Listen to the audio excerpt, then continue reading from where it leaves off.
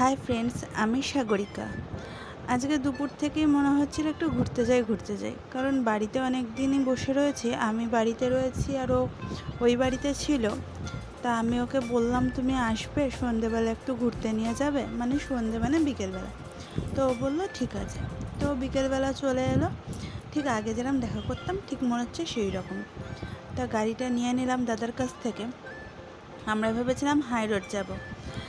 ওখানে একটা চায়ের দোকান আছে সবার কাছে শুনি, তো ভেবেছিলাম ওখানেই যাব। কিন্তু এখন হাই রোড মানে যা, মানে কি বলবো, কি মানে রাস্তাটা পার হতেই কিরম লাগে।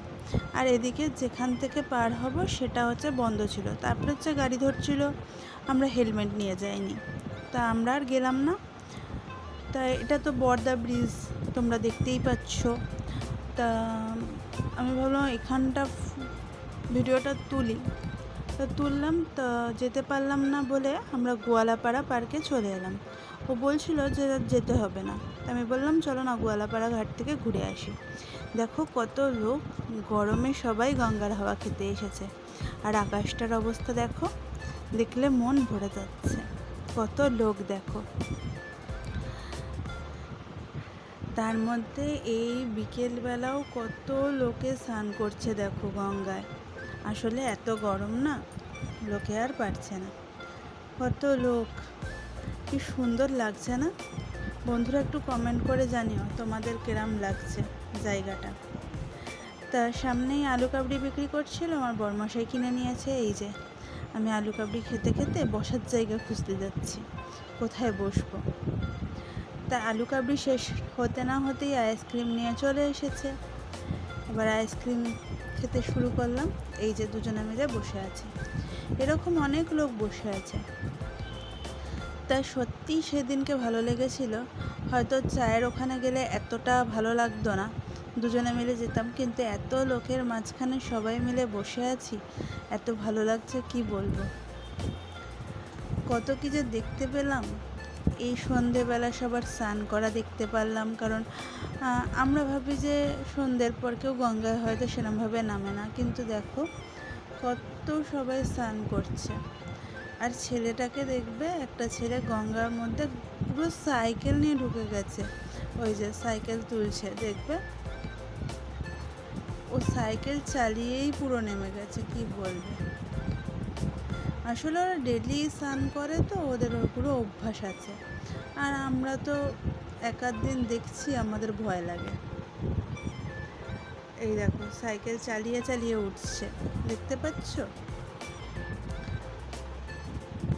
দেখো সাইকেল নিয়ে নেমে গেছিল, মানে স্নান করে সাইকেল ধুয়ে একবারে উঠলো। আমরা বসে বসে সব দেখছি, কি করব, দেখা ছাড়া আমাদের আর কোনো কাজ নেই। একটু গল্প করছি, একটু দেখছি। আর আমার বরমশাই তো সেরকমভাবে গল্প করে না, তো আমি বরমশাইয়ের ফোনটা নিয়ে চলে গেলাম একটু গঙ্গার সামনে ভিডিও করতে। ওকে বলেছিলাম করে দিতে, ও বললো তুমি একা একা করে নাও। এই যে দেখো একা একা একটু গঙ্গার জলটা নাড়িয়ে ভিডিও করে নিলাম। কি সুন্দর লাগছে, মনে হচ্ছিলো স্নান করি। আর যেখানে যাই আমার তো বন্ধু হয়ে যায়, আমি ফটো তুলছিলাম বলে ও চলে এসেছিলো, তাই ওর একটু ভিডিও করে নিলাম। ওকে আবার বলছি, দেখ দেখ এদিকে তাকিয়ে দেখ, তোর ফটো উঠছে। তার মধ্যে গঙ্গার থেকে একটা সাপ মাছ ধরে উঠেছে। আর এই ছেলেপুলেগুলো যা করছে, মানে কি বলবো, সাপটাকে ওরা যতক্ষণ না তাড়ালো ওদের শান্তি হলো না। সাপটা দেখো মুখে করে ওর খাওয়ার মানে বেলে মাছ তুলে নিয়ে এসেছে। এরা খেতে দেয়? কখনো দেয় না। এরা সাপটাকে কি করে তাড়াবে সেই চিন্তায় রয়েছে। কেন সরে যা, ওর খাবারটাও খেয়ে নিই। ওর মানুষেরও যদি মুখের সামনে থেকে তোমার খাবারটা কেড়ে নেয়, তাহলে কিরম লাগবে? তাহলে ওরা তো বলতে পারে না।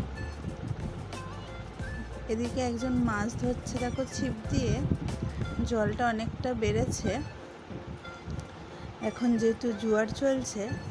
আমার বরমশাই যাচ্ছিল না সাপ দেখতে। এই দেখো সব ঘিরে সাপটাকে দাঁড়িয়ে রয়েছে। আমি বললাম তুমি যাও, আমি বসছি। আরে ওখানে বস্তা ছিল তো, তাই বলছে যে বস্তাটাকেও পাড়িয়ে দিয়ে যাবে। এই যে রাত্রিবেলা পাঁপড় আর হচ্ছে কাটি ভাজা কিনে নিয়েছে, ভিডিওটা আজকে এইখানেই শেষ করি। সন্ধে হয়ে গেছে, আমরা এবার বাড়ি চলে যাব। যদি ভালো লেগে থাকে তাহলে লাইক করবে, কমেন্ট করবে আর শেয়ার করবে।